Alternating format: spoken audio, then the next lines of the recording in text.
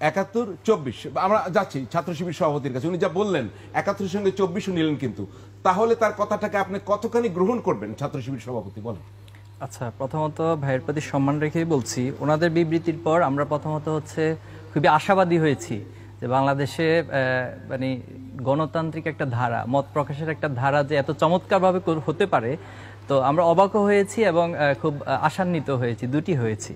তো আমরা আমাদের বিবৃতিতে পরবর্তীতে বলেছিলাম যে দেখুন, ৭১ সালের ইস্যুটা ছিল টিক্কা খান এবং ভুট্টো, তাদের সরাসরি মদদেই কিন্তু বাংলাদেশে গণহত্যা চালানো হয়েছে এবং ছাত্র শিবির স্পষ্ট বলছি যে এই গণহত্যার অবশ্যই বিচার হওয়া উচিত।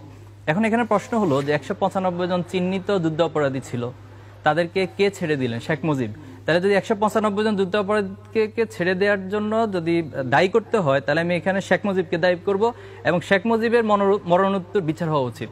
সেকেন্ড পয়েন্টে আসুন, যদি ৭১ ইস্যুতে ছাত্র শিবির ৭৭ সালে প্রতিষ্ঠা হওয়ার পরও সে দায় ছাত্র শিবিরের উপরে দায় দিয়ে দেন বা দায় চাপিয়ে দেন, সে প্রসঙ্গে আসি, তাহলে জিয়াউর রহমান, আমি প্রথমে ওনার প্রতি শ্রদ্ধা জ্ঞাপন করছি এবং আমার দৃষ্টিকোণ থেকে এখন পর্যন্ত বাংলাদেশে যারা রাষ্ট্রনায়ক ছিল আমি ওনাকে শ্রদ্ধা করি এবং দূরদর্শিতা, দেশপ্রেম, আধিপত্যবাদের বিরুদ্ধে অবস্থান ওনার চমৎকার ছিল।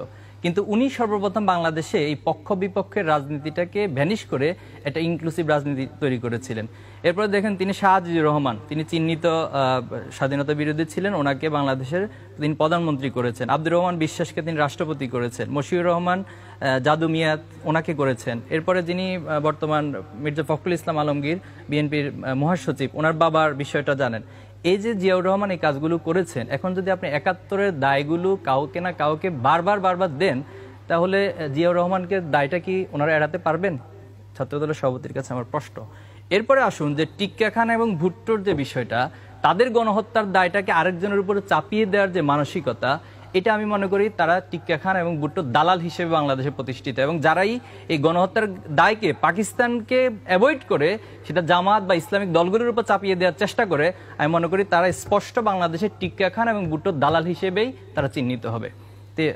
আমার আর কিছু বলার নাই, তবে ওনাদের স্বাধীনতা আছে। আমি আবার বলছি, ওনারা যে কোনো বিষয় অপোজ করতে পারে এবং মধু ক্যান্টিন আমরা কেন করেছি সেটা মিছিল একটা করলে আমাদের খুব বেশি আপত্তি ছিল না, আশা করি সামনে করবেন।